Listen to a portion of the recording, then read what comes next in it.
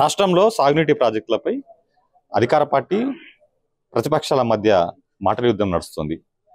ఆరోపణలు ప్రత్యారోపణల మధ్య మొత్తం అయితే ఈ పరిస్థితి కొనసాగుతుంది. ఈ రోజు ఒకవైపు మేడిగడ్డకు కాంగ్రెస్ పార్టీ వెళ్ళగా నల్గొండకు బీఆర్ఎస్ పార్టీ వెళ్ళింది. సో ఈ అంశాలపై మాట్లాడేందుకు బీఆర్ఎస్ సీనియర్ నేత వినోద్ కుమార్ మనతున్నారు. సార్ చెప్పండి, అసలు మొదటగా ఈ కృష్ణానది జలాలకు సంబంధించి ఏదైతే ఇష్యూ నడుస్తుందో, గతంలో వేరే రాష్ట్రాల్లో ఈ సమస్య వచ్చినప్పుడు తలెత్తినప్పుడు జరిగిన అంశాలు, నియమ నిబంధనలు, కేంద్రం జోక్యం, ఈ అంశాలకు అసలు ఇప్పుడు వీళ్ళు లేవనెత్తినటువంటి అంశాలు, దీన్ని ఎట్లా చూస్తారు మీరు?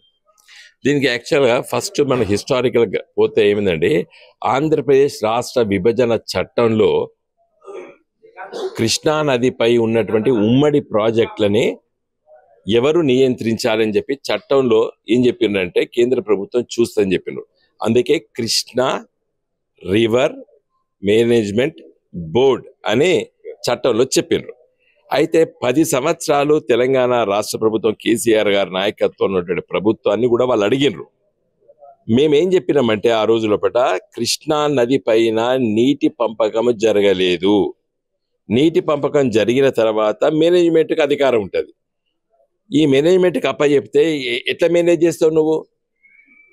ఎన్ని నీళ్లు తెలంగాణకి ఇవ్వాలి, ఎన్ని నీళ్లు ఆంధ్రాకి ఇవ్వాలి అని చెప్పి లెక్కనే తేలినప్పుడు ఈ కేఆర్ మేనేజ్మెంట్ బోర్డు ఏ పని చేస్తుంది అని మీరు ప్రశ్నిస్తే కేంద్ర ప్రభుత్వం కరెక్టే కదా అని చెప్పి ఆగింది. ఈ కాంగ్రెస్ ప్రభుత్వం వచ్చిన తర్వాత తెలంగాణ లోపల వాళ్ళు అడిగినట్టు వీళ్ళు ఇచ్చారు. అర్థమైంది కదండి. ఇప్పుడు బ్రిజేష్ కుమార్ ట్రిబ్యునల్ ఉన్నది. ఆ ట్రిబ్యునల్ తేల్చాలి నీళ్లు తెలంగాణ రాష్ట్రానికి ఎన్ని నీళ్లు కృష్ణా నదిలో ఇవ్వాలి, ఆంధ్రప్రదేశ్కి ఎన్ని నీళ్ళు ఇవ్వాలని చెప్పి తేలిన తర్వాతనే Krishna river board, water management board అది ఆచరణ సాధ్యం. కాబట్టి ఇప్పుడు మాట్లాడేటి అన్నీ కూడా కేవలం ఆరోపణలు ప్రత్యారోపణలు తప్పితే తెలియదు లేదు దీంట్లో.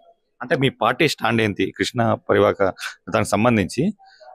మేనేజ్మెంట్ బోర్డుకి అప్పగించడం దానిపైన మీ పార్టీ స్టాండ్ తీసుకుంటుందా లేకపోతే వ్యతిరేకిస్తుందా?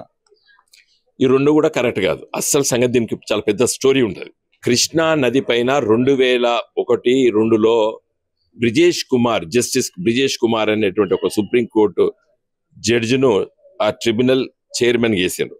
23 సంవత్సరాలు ఆయన విచారిస్తూనే ఉన్నాడు. ఎన్ని నీళ్ళు ఇవ్వాలి, మహారాష్ట్రకి ఎన్ని ఇవ్వాలి, కర్ణాటకకి ఎన్ని ఇవ్వాలి, ఆంధ్రప్రదేశ్కి ఎన్ని ఇవ్వాలి, ఆఖరికి తీర్పు చెప్పిండు. ఆ తీర్పు వచ్చిన సందర్భం లోపలనే తెలంగాణ రాష్ట్రం ఏర్పడ్డది. తెలంగాణ రాష్ట్రం ఏర్పడ్డ తర్వాత కేసీఆర్ గారు ముఖ్యమంత్రి అయిన నెల రోజులకే మేము కేంద్ర ప్రభుత్వం దగ్గర section 3 of inter state water dispute act కింద పిటిషన్ వేసినాం. మళ్ళీ ఒక ట్రిబ్యునల్ వేయండి. ఇదివరకు బ్రిజేష్ కుమార్ ఇచ్చినటువంటి ట్రిబ్యునల్ తీర్పు కేవలము 3 రాష్ట్రాలకే, మహారాష్ట్ర, కర్ణాటక, ఆంధ్రప్రదేశ్, అంటే అవిభక్త ఆంధ్రప్రదేశ్, అన్డివైడెడ్ ఆంధ్రప్రదేశ్కి ఇచ్చిండ్రు. మరి ఆంధ్రప్రదేశ్కి ఇచ్చిన నీళ్ళనే మేము పంచుకోవడం కరెక్ట్ కాదు. మా పరివాహ ప్రాంతం ఎక్కువ ఉంటుంది తెలంగాణ లోపల, కాబట్టి ఇది మళ్ళీ పునర్విచారించాలని చెప్పి మేము పిటిషన్ ఇస్తాం. దానికి కేంద్ర ప్రభుత్వం సాత్సార్యం చేసింది. మేము సుప్రీంకోర్టులో పిటిషన్ ఇస్తాం. సుప్రీంకోర్టు పిటిషన్ ఇచ్చిన తర్వాత షెకావత్ కేంద్ర మంత్రి గారు, ముఖ్యమంత్రి గారు, నేను కూడా ఆ మీటింగ్లో కూర్చున్నాను. మాకేమైంది అప్పుడు, షెకావత్ గారు విడ్రా చేసుకోవాలి, అయితేనే నేను విచారించి నీకు మళ్ళా కొత్త ట్రిబ్యునల్ వేస్తా అన్నాడు. మరి నమ్మాలా వద్దా? సుప్రీంకోర్టులో పిటిషన్ ఇస్తాం. సుప్రీంకోర్టు జస్టిస్ అడిగినరు, మరి మీరు విడ్రా చేసుకుంటే మళ్ళీ మీరు సుప్రీంకోర్టు వచ్చే అవకాశం కోల్పోతారన్నారు. దానివల్ల 1 సంవత్సరం కాలమైంది నిర్ణయం తీసుకోవడం లోపల. చివరిగా మేము విడ్రా చేసుకున్నాం. మళ్ళీ ఒకసారి వారు హామీ ఇచ్చిన తర్వాత మరి ఇప్పుడు ట్రిబ్యునల్ వేస్తామని చెప్తున్నారు. ఈ లోపల ఎన్నికలు వస్తున్నాయి. మళ్ళీ వీళ్ళ బీజేపీ ప్రభుత్వం వస్తే ఎట్లుంటుంది, బీజేపీ ఏతర ప్రభుత్వం వస్తే ఎట్లుంటుంది తేల్చాలి. ఇప్పటికే తెలంగాణ ప్రజల కోసం, తెలంగాణ ప్రజల ఆరాటం కోసం, తెలంగాణ ప్రజల రైతాంగం కోసం ఆలోచించేటువంటి పార్టీ మాది. కాబట్టి మా దృష్టిలో ఇప్పుడు కృష్ణా రివర్ మేనేజ్మెంట్ బోర్డుకి మనం అప్పచెప్పొద్దు, ఏది నాగార్జున సాగర్ కానీ శ్రీశైలం కానీ. ఎందుకంటే మన నీటి పంపకాలు మనకు తేలలేదు. ఇంకా అది తేలేంత వరకు మనం ఈ 2 ప్రాజెక్టులు వాళ్ళకి అప్పచెప్పదు అనేది మా లైన్. ఓకే, ఎన్నికలకు ముందు ఒక రోజు ఏదైతే జరిగిందో ఇన్సిడెంట్, ఆ రోజు అక్కడ నాగార్జున సాగర్ డ్యామ్ వద్ద, అయితే అది బీఆర్ఎస్ అదేవిధంగా వైఎస్ఆర్సీపీ కుమ్ముకు జరిగి ఆ ఘటన జరిగినట్టు కూడా ఇప్పుడు అభివర్ణిస్తున్నారు. ఇప్పుడు ఏదైతే ఈ ఇష్యూ కాంగ్రెస్ అధికారంలోకి వచ్చిన తర్వాత ఈ యొక్క బీఆర్ఎస్ కు ఒక ఇష్యూ ఉండాలి కాబట్టి కేసీఆర్ దీనిపై తెరపైకి తీసుకున్న ఒక వాదన వస్తుంది కదా, దీనిపైన మీరేమంటారు? ఇది గత 23 ఏళ్ల కింద అనేటువంటి ఆరోపణలు నాకైతే కొత్త కాదు. ఎందుకంటే I'm one of the founder members of TRS party. మేము పార్టీ పెట్టేటప్పుడు ఇది వచ్చేది కాదు సచ్చేది కాదు. తెలంగాణ కేసీఆర్ మంత్రి పదవి కోసం పెట్టిండి ఈ పార్టీ. చంద్రబాబు నాయుడు మంత్రి పదవి ఇస్తే ఆయన ఈ పార్టీ పెట్టకపోని కూడా మాట్లాడారు. ఇది మొగ్గల్లో వచ్చింది, తుంచిపడేస్తామని చెప్పి చంద్రబాబు నాయుడు అన్నాడు. ఆ రోజు ప్రతిపక్షంలో ఉన్నటువంటి వైఎస్ రాజశేఖర రెడ్డి అన్నాడు. వైఎస్ రాజశేఖర రెడ్డి ముఖ్యమంత్రి అయిన తర్వాత మా పార్టీ ఎమ్మెల్యేలు లొంగ తీసుకొని తెలంగాణ వచ్చేది కాదు సచ్చేది కాదన్నాడు. తెలుగుదేశం వాళ్ళు అన్నారు. ఇప్పుడు కాంగ్రెస్ పార్టీలో ఉన్నటువంటి రేవంత్ రెడ్డి ముఖ్యమంత్రితో పాటు అక్కడ ఉన్నటువంటి మంత్రివర్గ సభ్యులందరూ కూడా వ్యతిరేకించారు. మొదట్లో రాజశేఖర రెడ్డితో ఉన్నారు, తర్వాత ఎప్పుడైతే ఉద్యమం ఉధృతంతో మళ్ళీ ఇటువైపు వచ్చారు. సో పాలిటిక్స్ సహజము, కానీ మమ్మల్ని ప్రశ్నించేటువంటి శక్తి ఎవ్వరికి లేదు. బికాస్ మేమంటే తెలంగాణ, తెలంగాణ అంటే మేము. జూన్తో ఉమ్మడి రాజధాని హైదరాబాద్ గడువు ముగిని ఉంది. అయితే మళ్ళీ ఉమ్మడి రాజధానిగా హైదరాబాద్ ఉండాలంటూ కూడా ఏపీ నేతలు కామెంట్ చేస్తున్నారు కదా, దీనిపైన బీఆర్ఎస్ ఏం చెప్తుంది? ఇప్పటికే మొత్తం ఖాళీ చేసిపోయారు. వాళ్ళకి ఏం ఉమ్మడి ఇప్పుడు ఒక్క ఆఫీస్ లేదు, వాళ్ళు అన్ని ఖాళీ చేసుకుపోయి. ఇప్పుడు చంద్రబాబు నాయుడు గారు ఒక 20-30% తీసుకుపోయాడు. జగన్మోహన్ రెడ్డి వచ్చిన మొత్తం వెళ్ళిపోయినాయి. వాళ్ళకి ఇప్పుడు ఒక్క ఆఫీస్ కూడా లేదు హైదరాబాద్ లో. ఉత్త రూములు బిల్డింగ్లు మనం ఇచ్చిన తాళాలు వేసుకొని కూర్చున్నారు. వాళ్ళు ఇక్కడ పనిచేస్తలేరు. అందుకే నేను పార్లమెంట్ లో గట్టిగా లొల్లి పెట్టి 31 డిసెంబర్ 2018 లోపల హైకోర్టు కూడా విభజన చేయించినాం, సుప్రీంకోర్టులో కేసు వేసినాం.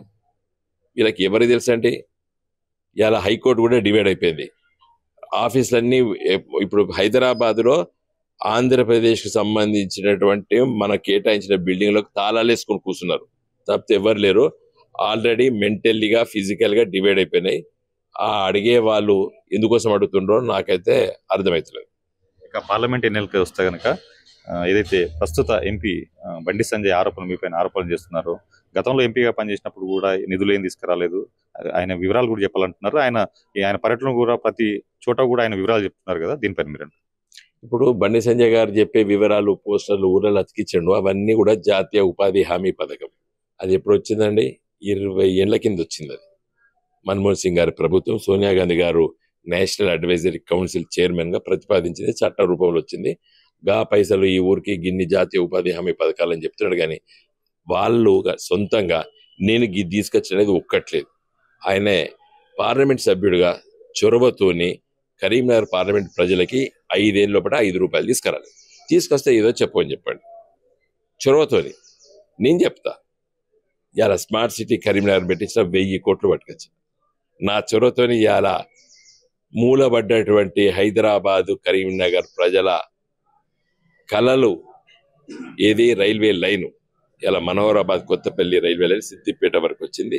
సిద్దిపేట నుండి సిరిసిల్లకు వస్తుంది, సిరిసిల్ల నుంచి వేములవాడ, వేములవాడ టు బోయినపల్లి, కొత్తపల్లి, కరీంనగర్కి. అది నా చొరవలు. ఇది ఎంపీలు అనేవాళ్ళు కొత్త పనులు చేయాలి. జాతీయ రహదారులు ఎవరు ఆలోచించారు? ఎలకతుర్తి, హుస్నాబాద్, సిద్దిపేట ఎవరిని అడిగినరా? నా చొరవతో నేను పెట్టించిన. ఇలా కరీంనగరు, వేములవాడ, సిరిసిల్ల, కామారెడ్డి, పిట్ల వరకు జాతీయ రహదారి ఇన్ ప్రిన్సిపల్ నేను యాక్సెప్ట్ చేయించిన. ఈ 5 ఏళ్ళ వారు దానిపైన దృష్టి పెట్టలేదు, దానికి నెంబర్ రాలేదు, పైసలు రాలేదు. తర్వాత కరీంనగరు, సల్లూరు, వెనువంక, జమ్మికుంట, టేకుమట్ల, భూపాలపల్లి, సీరొంచకు ఒక జాతీయ రహదారి ప్రతిపాదన చేసిన, ఇన్ ప్రిన్సిపల్ యాక్సెప్ట్ చేయించిన. దానిపైన శ్రద్ధ లేదు. ఇవాళ సూర్యాపేట, జనగామ, దుద్దెడ, సిద్దిపేట వరకు ఉన్నటువంటి దాన్ని సిరిసిల్ల వారికి పొడిగించిన, నెంబర్ వచ్చింది, డబ్బులు నిధులు కేటాయింపులు జరగలేదు.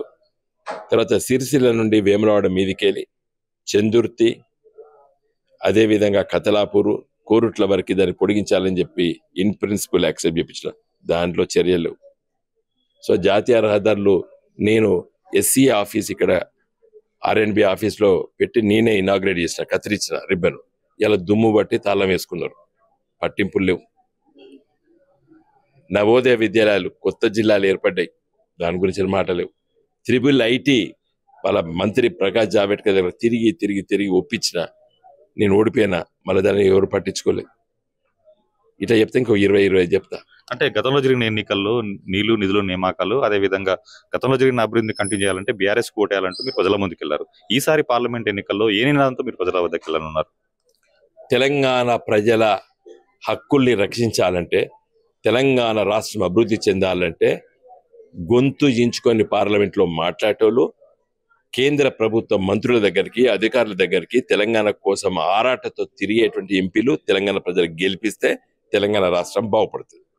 లేకపోతే రాజకీయాలు, మతము, మత విద్వేషాలు, మసీదు దోతే బొక్కలు, గుడి దోతే పువ్వులు అలాంటి మాటలు మాట్లాడి యువకుల్ని రెచ్చగొట్టి చేసే రాజకీయం కావాలన్నా తెలంగాణ ప్రజలకు అభివృద్ధి కావాలి. నిర్ణయం చేసుకోండి. మా అలాంటి వాళ్ళం కేవలం అభివృద్ధి మా ఆకాంక్ష. దానికోసం పుట్టినాం మేము, దానికోసమే పనిచేస్తాం. గెలిచినా ఓడిపోయినా అదే పనిలో ఉన్నాం మేము. నేను ఓడిపోయిన 5 ఏళ్ళు కరీంనగర్ వదిలిపెట్టిపోలేదు. 5 ఏళ్ళు ఇక్కడ తిరిగినా తెలంగాణ ప్రజల సమస్యలు పరిష్కరించడానికి నా వంతు కర్తవ్యాన్ని నిర్వహించిన. ఓకే, తాను ఎంపీగా పనిచేసిన సమయంలోనే నిధులు ఎక్కువగా సమీకరించి కరీంనగర్ అభివృద్ధి బాట నడిపించాను.